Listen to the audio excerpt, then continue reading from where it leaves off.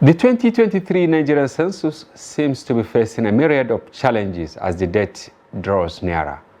Many are questioning the readiness of the government and the commission to conduct a successful census, given the new issues that have arisen, including postponement of training and opposition to the initial date.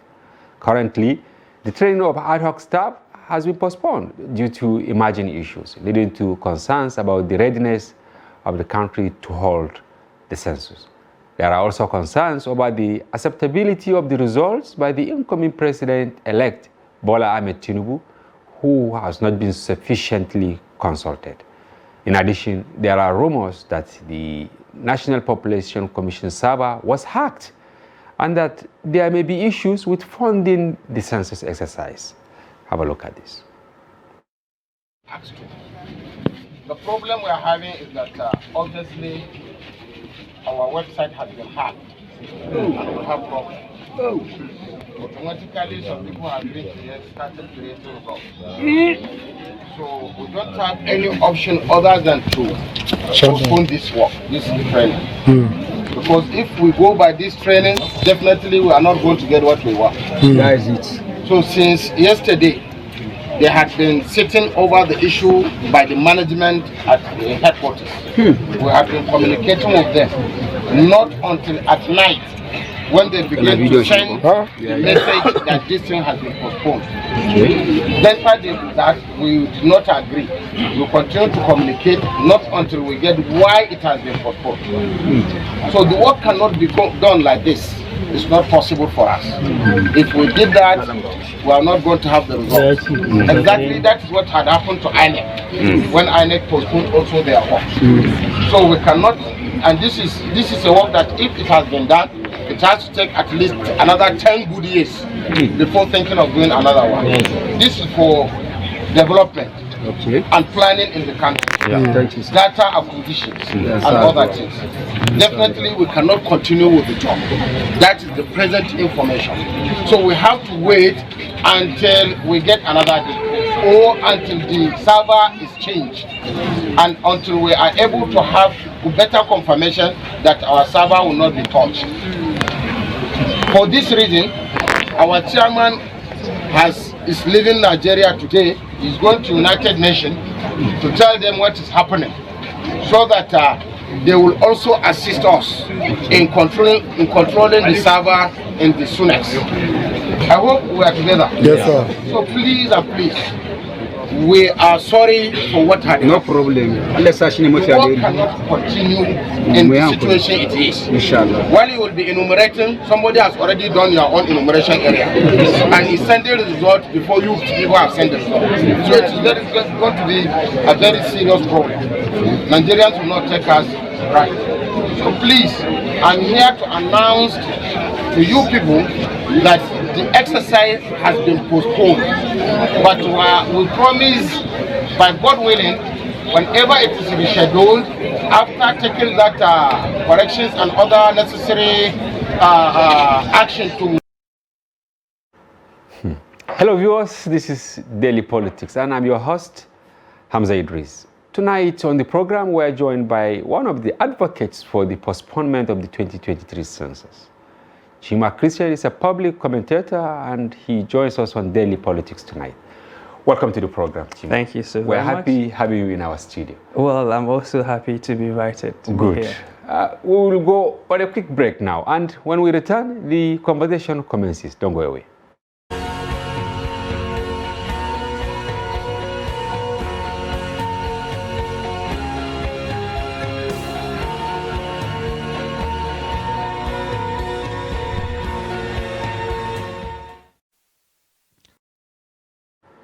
Welcome back. Chima, I will start, should I say maybe on a lighter note, that man, does he look drunk? No, he doesn't. Okay. I think he's doing his work because apparently the people he was talking to were so visibly disappointed that what they came for did not happen. So Which was training of ad hoc staff. Yes. Course, So I saw him with all the forthrightness you can muster, trying to explain to them what had happened and why the exercise had to be postponed, I mean the training exercise. And as you can see, because the people he was talking to could visibly see his hurt and his forthrightness, you see them agreeing with him. Because in some places, especially when you're playing hide and seek, people begin to suspect maybe there's something sinister. But he came out and told them what was the exact cause of and they were attentive. They were attentive, and I believe that at the end of the day that they agreed with him that they will be invited on a later date for the training exercise. That was Niger State. Why I ask you this question, which sounds funny, I'm sure our viewers, many have not seen this clip. When we got it, we did a report on it for the paper and the television, and we contacted INEC officials. The response we got, in respect to this census official from Niger State, was that he was drunk. That was why, yes, in fact, they dismissed him. They dismissed him? They dismissed everything he said. They dismissed what he said. They said they postponed the training of the ad hoc. The training ought to have been ongoing by now, but it has been suspended. And up till now, nobody gave the real reason for the suspension. And that is why, because we've been monitoring you, we brought you to the studio. Yes. But they said he was drunk. Is that the way to qualify officials? Meaning you disown your own for some reasons? You see, what is happening with Nigeria, and not just the NPC, is that officials are not that forthright in communicating their challenges. When you talk to government officials, they are quick to tell you about their successes. Yes. They are quick to tell you, we've done this, we've done that, we've done the other. But anytime they're having challenges, they like to keep a lead at it. And then they keep that lead on the problem, and they keep assuring you, I assure you everything is all right. Yes, I assure you. But there is something fundamental happening under. And then I don't believe that the man was drunk. And anybody who has seen what the man said knows that he's not drunk. Maybe they're hiding something. They're hiding something. And some of these things are easy to verify. And some of those people working with this establishment have also verified that some of these challenges exist. Wow. Although they don't want to be named, but these challenges, we know that the organization, as at today, is having a lot of difficulties in going ahead with the census. And the census is just less than 2 weeks from now, right? Just less than 2 weeks. And you can see that training is supposed to last for 10 days. And now take away 14 days or 12 days. And then you now leave 10 days plus the 2 days before the commencement. So if you allow this organization, what is more than likely to happen is that they will roll out untrained or insufficiently trained. As we witnessed during the election. We witnessed that, and not only that, even a lot of the people who will form the ad hoc staff have not known that they will become part of the exercise. One of the key things that happened in the general elections is that in a particular state, Anambra, as at 2 p.m. on the election day, INEC was still recruiting people who will serve as collation officers. We have proof. As of 2 p.m. Elections were ongoing. By 2 p.m., they were sending text messages, please come to INEC office, headquarters, state office.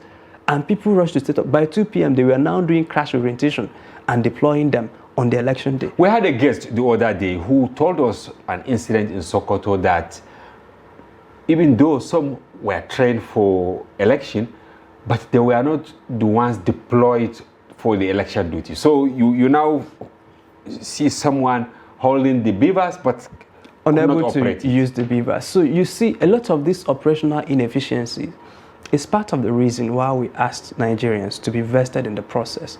And our argument is that we now live in a post-trust Nigeria, where, for instance, trust. Yes. So no trust anymor. It has fundamentally... There is deficit. It has broken down. Even your tailor. I have a wedding on Saturday, and then on Saturday, the clothes are not ready. Your mechanic, you must have to be there to police him or her. In fact, you see my mustache? Shaved off, because I just kept quiet and allowed the barber to do. It's shaved off. Look, because they can't even get. So things as basic as trust, where you can go to the market and you can be sure that what the person is swearing to you is original. Where you can buy drugs, you can be sure that it's original. So in that instance, even organizations like NPC, like INEC, you can no longer trust that they will do what they ought to do. Ordinarily, When they tell us that there's no problem, people should be able to go to bed. To believe them. But now that you are living in a post-trust Nigeria, all you have to do is to double the layer of checks, double the layer of introspection. That's why you have to trust but verify. So what I'm saying is this: that institution, for us not to waste the huge investment of money Nigerians have made in this process, especially borrowed money and in the process, is that Nigerians must make efforts. $2.6 billion. When you translate that to Naira, around officially 1.209 trillion or 1.9 trillion in the parallel market. That can fund the budget of how many states for 1 year. Invest that in education. You see the immediate effect. Invest that in health. But now that we've decided to do census with it, what we must ensure is that the process is credible and sufficiently so. So why are you against it? I am not against it. Because you said that the census should not hold, and we've seen quite a number of people following you on your social platforms, agreeing with what you... Are you not misleading Nigerians, Chima? No. If you followed my work for quite a time now, you will see the forthrightness with which I do what I do. I am not asking for the census to stop. Okay. What I'm asking is for the census to be delayed or postponed. And I make that argument on 5 talking points. I said one is the 5 talking points. 5 arguments. Okay, let's take them one after the other. Okay, the first one, and let me take them in order of priority, is unaudited systems and processes. Right? I support the digitization. Nigeria is migrating to a digital tribe, right? And that's why you saw digitization in INEC matters, you saw digitization with NIN, you saw digitization with NORBAN, you saw even digitization with banking. Then you're also seeing digitization with census management. And they have issued statements suggesting to us of their readiness to migrate to a digital platform whereby they're going to be deploying digital devices, they're acquiring PDAs, they're acquiring servers, they said they've acquired geospatial devices, they've said they have servers and a lot of things. And if you go to their website, the claim is boldly written that this is going to be a digitized census, and I welcome that. However, what we are doing is that the systems and the processes have not been audited. So what we are doing is like going from the production site to the market, and we have not done the integrity test. Wow. And the real scenario test. Integrity test in the sense that if you are going to use this PDA, there ought to be integrity and scenario tests for us, especially Nigerians in their clusters, to understand how the processes work, whether the processes can be compromised, whether the processes are efficient. Take an instance with what happened with INEC. Despite all the assurances, as little as sensitive INEC staff withholding allegedly passwords from the field agents, that delayed the time of the upload of election results. So you see, when you are designing systems, you design systems and processes in mind, because those systems are going to be used by individuals. And before I walked in, I started doing this. I spoke with a doctor of computer sciences whose major work is on human interaction with systems. And when you're designing systems, you don't design them as if they're going to be used in heaven. You're going to design it as if the human beings... You should domesticate it. Yes. So those human beings have varying degrees of autonomy over the system. So if you're going to give coppers or anybody, ad hoc staff, PDAs, and there are rack techs or their equivalent of rack techs who are going to be overseeing those processes, and there are also people who are going to be seeing the several layers of audits before the data is officially gazetted. So those people have varying degrees of autonomy over the system. Now you're going to have integrity tests and scenario tests to determine how vulnerable those systems are with the hearts of the people using them. So where those people can... So you don't have relapse midway. So where it is officially determined that those people can manipulate the systems, then either working under duress or being coerced or being induced, then those people have the... So if today they are discussing external compromise, which is that the server might have been hacked. Yes. But what of internal compromise? So when you're designing... Very likely. When you're designing a system and process, you must subject them to integrity tests for you to determine what are the layers of external compromise and how do we mitigate them. And you think... and what are the layers did not do this? You think they didn't do this? Have you seen the results? No, because if this is done, I'm not saying that, because what they usually do is to double down on public relations campaign. And public relations campaign is different from audits, where Daily Trust will have to send in their technical team for them to see and audit and then come back and use the platform of Daily Trust or Daily TV Trust TV rather, to tell your viewers that this has been done as a way for them to have confidence, implicit confidence in the process. INEC did not do that, and today you're seeing the results by multiple litigations scattered all over the country. And there is the likelihood that we will witness same. What we are going to witness is even worse, because INEC's own, because of the climate or where they operate, have more scrutiny. Unfortunately for the NPC, it has far fewer scrutiny than INEC. And this is sustained by their laws. For instance, NPC is not mandated by law to show all workings. The census data of 2006, researchers applied for the certified through copy of the raw data. If you said that XYZ state has 10 million, 15 million, 30 million, how did you arrive at the numbers? Can we see for data integrity checks and all of those things? They are not mandated by law to show.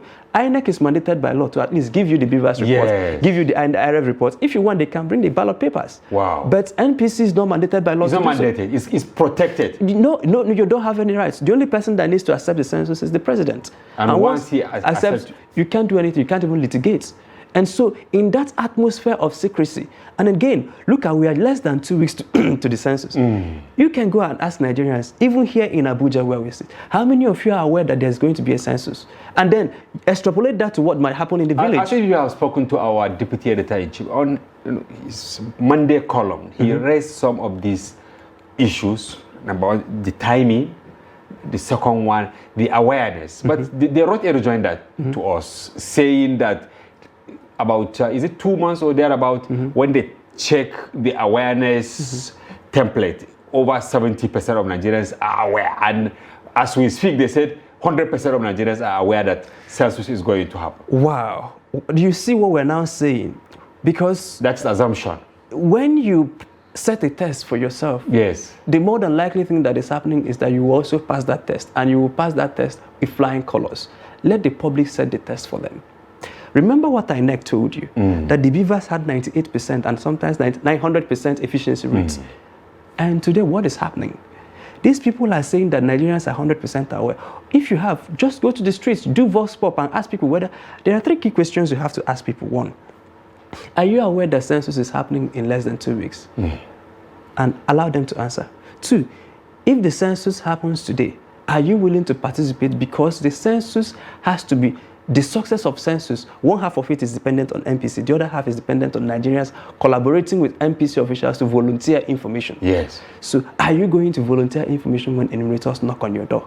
That's number 2. And then number 3, do you trust the NPC to conduct a sufficiently free, fair, and credible census exercise? That will be and there will be acceptable. Just 3 questions. Ask these 3 questions, and you have your answers.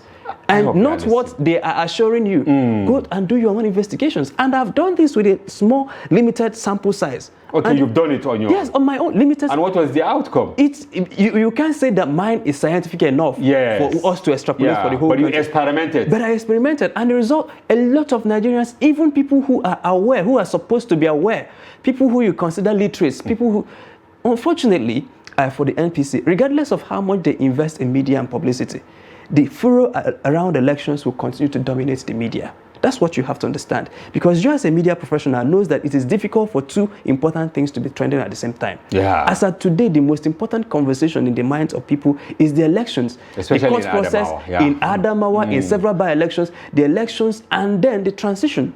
World over, transition is a big business. Look at what is happening in the UK, for instance, where their king is about to be. It is dominating the media. It has dwarfed many other issues. Many other issues. So in Nigeria, we have about to face a major, this is our 23rd or 24th year of unbroken democracy, and there's a transition. So it's a major issue. So when you are transiting, this is not the best time. So no matter how much you put into media publicity, and I doubt that they've put that. But it will not dwarf it will not the transition. So you have to wait a minute to strike when the iron is hot. If indeed the NPC is striking, I can tell you for free that the iron is not hot. And that is why we have asked them to allow this transition to hold. We are still Nigerians. We will still be here. Nobody will. No, we are not running anywhere. We are here. Delay this. Allow the new government to come in. Allow the new government to stabilize. Address some of the concerns that have been raised around the census, and then you can now carry out your exercise. Okay, after digitization, you said there are about 5 things. What is the second one? Then the second one. So key issue is that those systems and the processes must be audited as a way to see what the flaws are likely to be and to upgrade those systems to mitigate those flaws before they happen. Because what we did with INEC is a national experimentation. We want to do all our experimentation before deployment. Unfortunately, that is not being done, and that's why we are insisting that the systems and the processes must be audited and subjected to integrity tests. The second one is mood of the country. There was fuel scarcity before the elections. There was naira scarcity occasioned by the CBN policy. Yeah, naira swap. And even the non-availability of either the new and the old currencies. And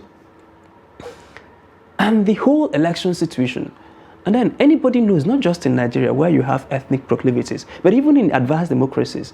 Example is the immediate past elections in the United States, where you saw the division between Democrats and Republicans. Every election season is heated, and there are animosities. And these particular elections have also brushed off on the touch points of different sensitivities in Nigeria. You have your emotional, religious discussions, it's ongoing. You have also your religious, ethnic discussions, it's ongoing. So those things are supposed to come in during the elections. We discourage that, but unfortunately, our politicians don't know how to do politics without touching. So they are actually the sweeteners. Yes, as of today, you have those discussions ongoing, and the emotions are still raw. And therefore, our argument is that it is not safe enough for MPC to soldier on with this exercise. Take, for instance, what happened in Lagos, where people were flogged away from their polling units on the election day. It was reported widely, right? And then a few short weeks after, you're knocking on their door to count them as part of that Lagos population. Close your eyes and imagine what could happen. Today, you see what happened in Adamawa. And so a lot of things are ongoing. We're asking these people, can you delay this census and allow the government to heal the nation? Because after the elections, once there is inauguration, and once there is that finality with the Supreme Court, everybody knows, the losers will know that finally we've lost. The after inauguration. Yes, after inauguration, and especially when you have extended and stretched the whole gamut of the educative process, which ends at the Supreme Court. Once Supreme Court makes their pronouncement, whether you like it or not, you will adjust and wait for the next 4 years. So allow the nation to adjust to a new Tinubu presidency, or whatever the Supreme Court might pronounce, and allow the government to heal the nation. Because once you finish the campaigns, you now talk about bringing everybody together, trying to use maybe appointments, key projects to try to bring the nation together. So once you've achieved that level of, unity, some form of unity, or at least you douse the tensions a bit, you can now deploy on a major national exercise. Right after the disappointing general elections, if you do another disappointing census exercise, check well and see how it will bode with the country. It may not resonate well that's the risk assessment we have done, and we're advising the government. We love the government. Can you hold on this for a while and do it when it is most appropriate? As at today, it is not appropriate. It is not even safe enough for MPC officials to deploy, because there are people who are angry with the Nigerian state. Because of the election? Yes, and then when you come back with your PDAs that also look like the beavers, by the way, and then you're knocking on their doors to ask them, how many kids do you have? How many toilets do you have in your house? Because it's a population and housing census. Yes. Because some of these questions will be asked. And then people can just walk you out of their house, the polite ones. People who are not so polite might attack officials. And we're saying to MPC, regardless of what you do, you cannot find police and military resources to deploy to every unit of the enumerators, because they are working for just 3 days. And they will require more deployments compared to what they had during election, because this one is almost every other person. What you had in the election is people will gather in polling units, 176,000 polling units.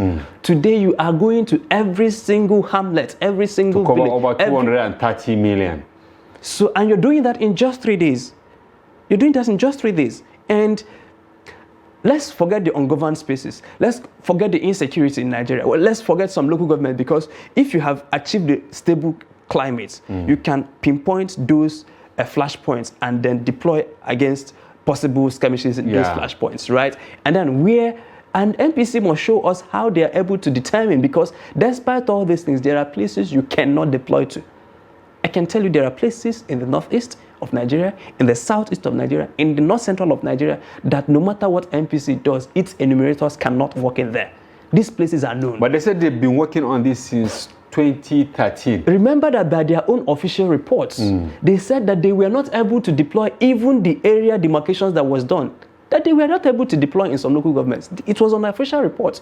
And they said that because of that, they used geospatial mapping to do that. So today, they have not walked us and told us the processes that they will use to count in those hard-to-reach areas. There are places you and I know. You've been reporting security for quite a while now. And you are aware of the security situation in the country. There are places we know that officials, even if I am deployed, I won't go. Yes, Chima, I attended one of the interactive sessions organized by NPC, and one of the officials said that why they feel Buhari is the right person to conduct this census is because of the sensitivities around it. That if they allow another president to come and do, the tendency is that he would not do it. He will say maybe until when he wins his second term, because maybe the outcome will actually anger some people that will rise against him during the next election. Do you agree with what they said? No, I don't agree with that, because Buhari was sworn in 8 years ago. It will be exactly 8 years come May 29. And the memo for a census was on his table in 2016, right? Yeah. When Nigeria was due for census, he delayed it. It was just 1 year of coming, he delayed it. Now, today, maybe he was thinking of winning the 2019 before doing it. We don't know what he was thinking, but the decision was that he delayed, and he did not explain himself to Nigerians, right? And so, having said that, as at today, a lot of the critical steps that are relevant for the census have been taken. The monies have been appropriated. Yeah, they are only looking for around 360 something billion, according to minister, the minister of budget. So the monies have been appropriated. Some of the devices have been acquired. The processes are already in motion. I don't think any sensible government that was elected by Nigerians will see that we have made progress and call it off. If you're calling it off, then we're going to lose that investment made, because some of the systems... In trillions, we're talking about... and then if Nigerians ask for the census to happen, census will happen. So you're afraid that you're not going to do something, and then you do it shoddily. We're not going to get another opportunity except in the next 10 or 20 years. So if we're going to do it, why don't we do it well, considering the enormous amount of resources? And by the way, if you're talking about the president... Yes. And to be fair to him, I think he's done quite. There are areas, especially when it comes to infrastructure and things, if you're going to critique his government, that he has done well. But if you're also an honest person, you also see that there are areas he has not done spectacularly well. And so that is also a discussion that needs to be had. That after overseeing a slightly disappointing national elections, do we trust this government to oversee, especially knowing the Buhari's body language that allows people to excel at what they do? And minimal interference, you know that. And so, as of today, he has not even said anything. But is that a strength? Minimal interference, is that a strength? It could be a strength, because life is somehow osmoronic, because your very strength can turn out to be your weakness, right? Because minimal interference, look at what INEC did with his legacy. Buhari was saying that this election will be his legacy. So maybe later Nigerians will realize that INEC has done spectacularly well. Wow. Looking at the electoral map. I keep asking this question because... Wow. No. If that we can have this conversation... Even though this is not a deviation from No, it's not a deviation, but if you have that discussion, whatever Nigerians decide, fine. But as of today, the opinion on the streets is that INEC did not live up to... We have not seen it this bad. What happened in Adamawa, with what happened with the go to court, with INEC delaying upload, disobeying even its own guidelines. Now it's left for the courts to determine whether those things substantially affected the outcome of the elections or not. But if you ask common man on the streets today, INEC did not spectacularly live up to expectations. So why do you think the president delayed doing these things? Since he came in, he's supposed to do it a year after he won. I think the goodwill was there and all that. He had everything he needed. He had the goodwill to do the census, but he chose not to. But we have to ask the president why he did not. I cannot be clairvoyant that knows the president's mind. So that is the second point about mood of the country. And that is why we're asking the NPC to delay these elections at the census by at least 7 months. So that 7 months? Yes. That is your prescription? Yes. What we're looking at, because we did a data-backed analysis. One, you know that the census is funded by 2022 appropriations, not even this year's budget. Okay. And that Appropriations Act have been extended twice. The first time was a complete extension. The second time was a capital vote extension. So what we are operating in Nigeria now is two budgets. We're operating recurrent expenditure 2023 budget, capital expenditure 2022 budget. That was extended. That was extended twice. So a lot of the things you're seeing happening with MPC is still on the extended 2022 budget, which we can still extend again to get into maybe October. So even if we don't want to extend, we can now say, what have you spent out of this money? And what can we do into a revised 2023 budget that can be passed, and so that you are not afoul of any known law and you can continue your exercise. We have looked at when is Supreme Court more than likely to end their litigation. You just do the mapping and see when they are more than likely to end their litigation. And then when is the new government able to appoint all the ministers and settling it for around 1 month, 2-3 months before going. As they promised. They said that they are sure that the incoming president will have his cabinet as soon as So allow him to settle in maybe 3 months to understand what is happening. And then you can now. So we're saying that October, November will be a good time. All right. to do the census. We'll go on a short break, and when we return, you now list the remaining areas you think they should take note of. Viewers, please don't go away. We will be back shortly.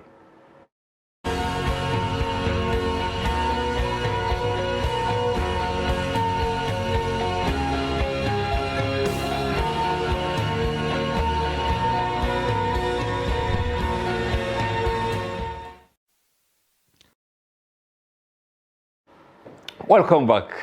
Viewers, if you are just joining us, this is Daily Politics on Trust TV. Do well to follow the conversation across our social platforms on Facebook, Instagram, and watch us live on YouTube. We still have Chima Christian in the studio. He's an advocate for the extension of the 2023 national census. I don't know, maybe you have more Nigerians on the same page with you. But I want you to round up these issues before I ask you a question on whether the incoming government will even accept at the end of the day if they do the organizational capacity of the NPC. That's where you have some of the things the man was talking about in the introductory. If you look at the organizational capacity of the NPC, take a look at the law setting of the NPC. Take a look at how the 36 or 37 commissioners were appointed. Take a look at how the chief executive of that organization was appointed. Then leave that alone. Go into ad hoc recruitment. 1 million plus, yeah. How were they recruited? Have they even been recruited? They said they have. Even the people who were recruited don't know. Some of them don't know that they've been recruited. They have been recruited. Yes, and some of them who know that they've been recruited are complaining of inability to log in onto the system. Yeah, I received quite a number of calls. So you have a lot of complaints around management. And then, whether we like it or not, the NPC has continued to run skeletal operations. They did the mixed survey. I think they did a health survey or something. They've done a number of surveys since 2006. But the thing is this, that organization has not deployed nationally in nearly 17 years. So when you have an organization that has not deployed nationally in 17 years, then what you're going to consider is that the cumulative productive capacity within that organization has atrophied due to lack of full use in 17 years. So what Nigeria is about to do is to get a vehicle that we have parked for 17 years and we want to set out on a long distance journey. So we need to know that the rusty parts have been greased. We need to know that the tires have been inflated. We need to know that the vehicle has been thoroughly serviced before you pull it out on the road for a major long distance journey. If not, you are more than likely to stop halfway. As of today, Nigerians have not seen the training models. Have you trained your staff well? Even the in-house staff, what are the layers of the in-house training? Who was there when you trained them? Wow. And what was the training like? Then the external guys that are coming in, have you trained them? What was the training like? How were they recruited? What are the processes around that like? So when you get into organizational, even the organization will have to talk about deployments. You're going to be deploying Nigerians nationally across every nook and cranny. There are places you have to use Okada. There are places you have to use Keno. There are places you have to use camels. There are places you have to use. So when you look at the logistics, the forward deployment, the backward deployment, especially when you compare it with what happened with INEC. And then you begin to see that if you introspect that deeply, you will see that this organization may not necessarily, in my own estimation, have the capacity claimed capacity to do a national exercise, not because they want to compromise, but because they don't have the inherent capacity. Yeah. And because the things that are markers of those capacities have not been, you have to see 1, 2, 3, and 4 before you determine that this organization, as of today, we've not seen those things. Now talk about the compromises with the system, whether their systems were hacked. Less than 2 weeks, people. And that is the question I wanted to ask, whether we are really ready for the digital census. Of course, they said they have bought, is it 500,000, computers? Yeah, for all these. Just the way INEC kept telling us that they have all this equipment. Is it really safe to say that it is going to be 100% digital census? We won't know until we subject these things to tests. Integrity test, yeah. Everything NPC say we accept, but demonstrate it to us. Not PR, but integrity tests. Let us see. If you say you have acquired these systems, where are they? If you say that they can do this, can we see what they can do? Acquiring is one thing. Deploying the way it should be deployed is another. You remember that it was just 3 weeks ago that the Federal Executive Council gave them approval of, I think, 3-point-something billion to acquire software. Now, the question you ask yourself is, have the software been acquired? And how have you integrated the acquired software into 500,000 devices? So you have to ask the question. Okay, Chima, some people, are suggesting that during the 2006 census, the president-elect, he was governor of Lagos. He rejected the census for some obvious reasons. And part of the allegations were that he may not likely accept this one for reasons best known to him. Of course, we contacted his media team, and the response they gave us was that the census has not been conducted yet, so they don't even have any speculation. Answer to us. So how do we reconcile this now, going by his antecedents? If you judge it by only his of course, politically where I stand. I don't support Tinubu, right? If he's inaugurated, he'll become Which is your right, yeah. Yes, but in this, you also ask, was he the only person that rejected the 2006 census?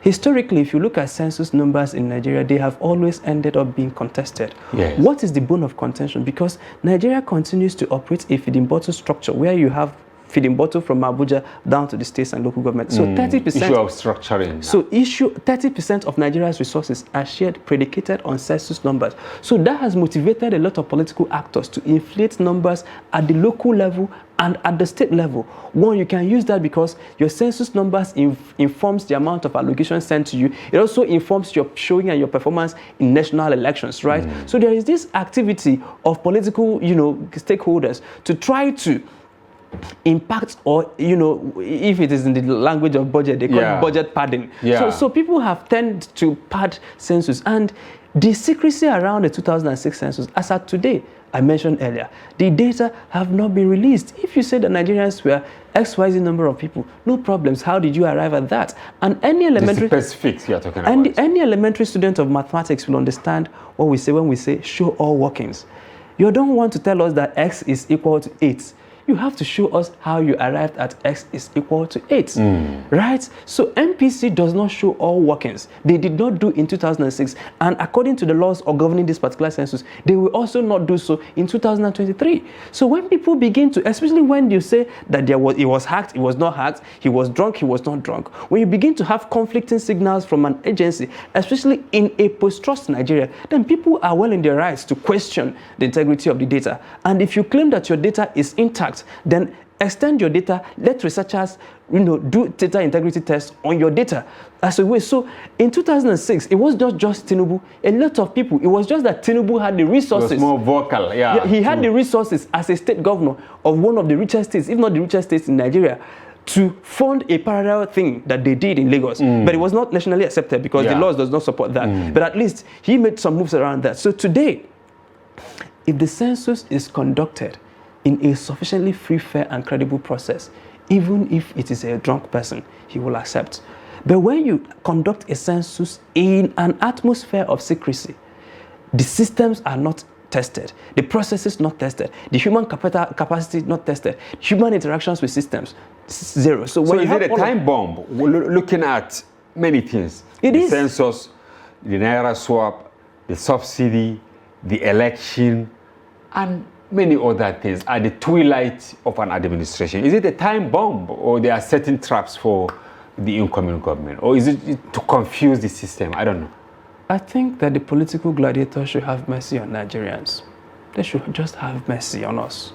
Because check the average man for no fault of his. I have never seen an average man that hid money in his wardrobe, or in the sewer, or in the waste pipe, or in one of those places. But the average man was punished for a crime he knew nothing about. Then where did we got it wrong? Where? If you said, because then one of the reasons why they justified the Naira swap was that they said that they have credible information that people were storing money in the sewer, in this. If you know those people, arrest them.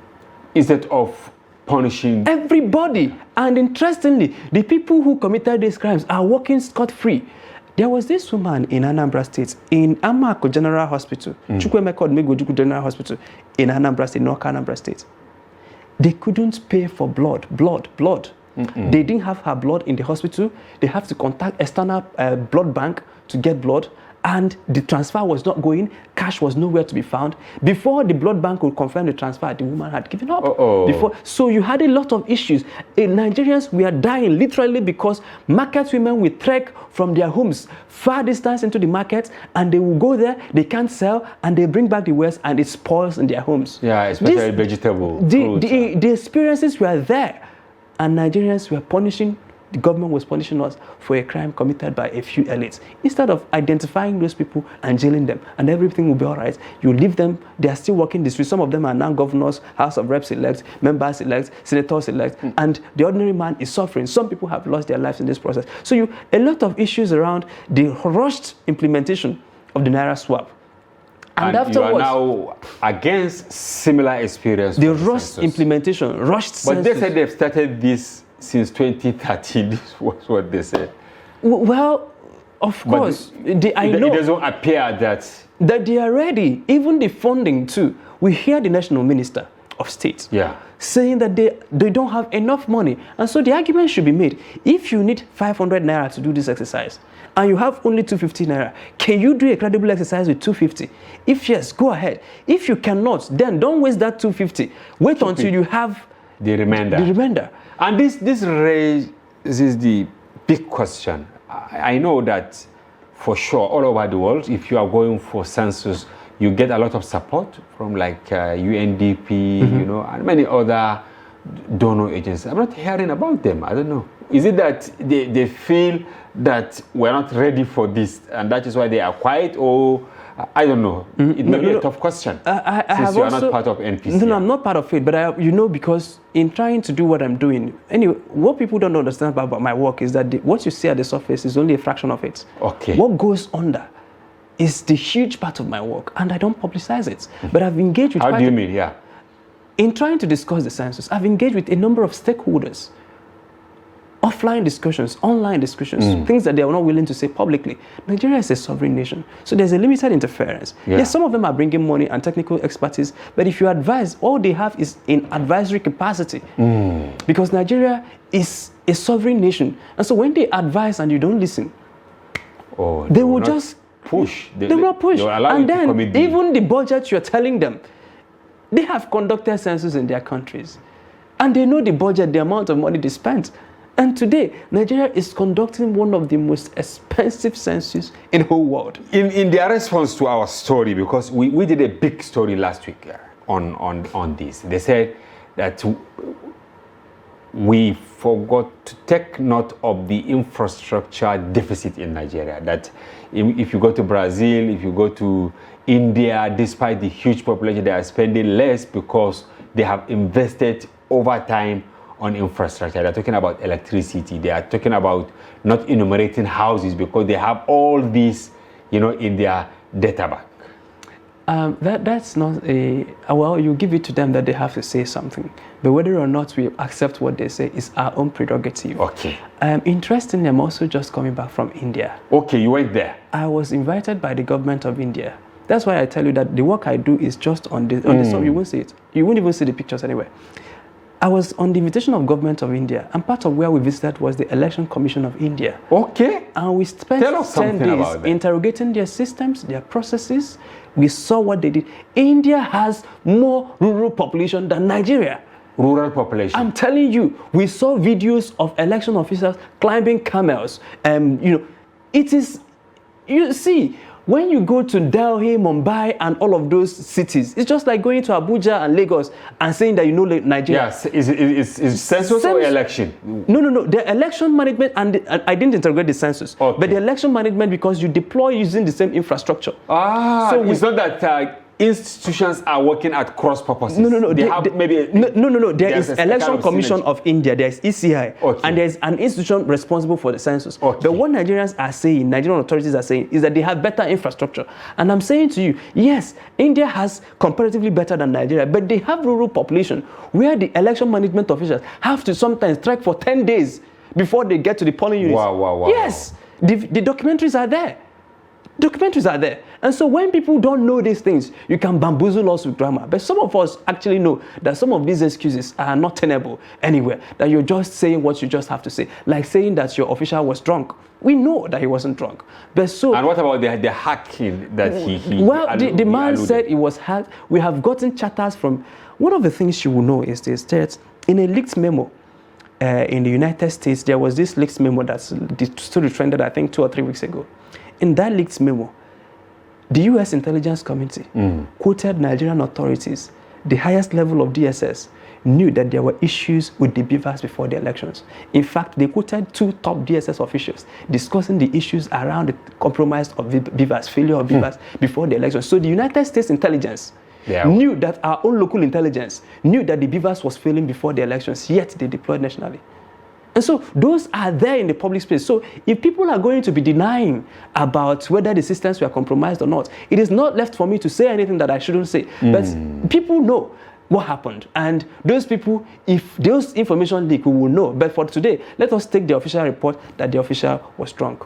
Okay, people, many, don't really understand why census. Earlier in the conversation, you made mention that this money they earmarked for census is enough to, provide health or education and all that. But in real terms, they say census is meant to guide officials on what to do. Because if you say you will build school here, maybe that is not the priority of the people. But by having the data, it helps.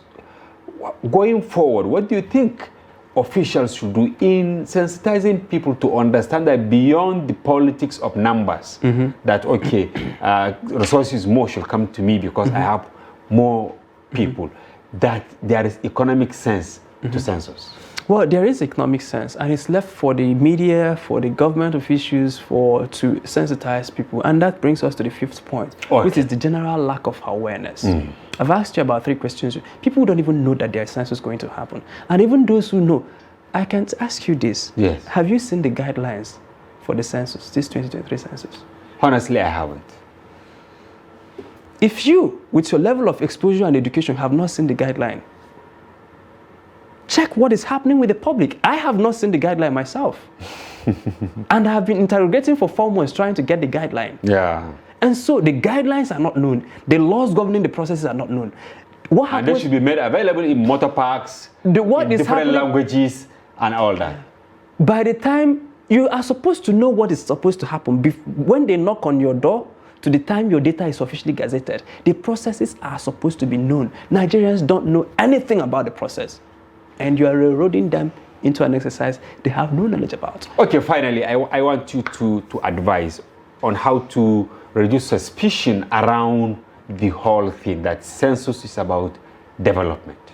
First, I no longer have the confidence in advising government. I have advised government in the first few years of my public policy work. I continue to do so, but, I like advising Nigerians because, in my view, democracy operates a give and take or a demand and supply kind of thing. If you don't demand for good governance, you're not going to get it. If you don't demand for credible census, you're not going to get it. These things are happening. Nigerians saw all these things are happening and they will keep quiet. And then what will happen is that when the census, they will start shouting, oh, the census was not proper. But I ask Nigerians, who enabled them? It's your own inability to speak up when it mattered, that allowed these things to happen. So my advice is for Nigerians to engage. To Nigerians, you are concentrating on Nigerians. On Nigerians, to insist and to prevail on the federal government to postpone the exercise.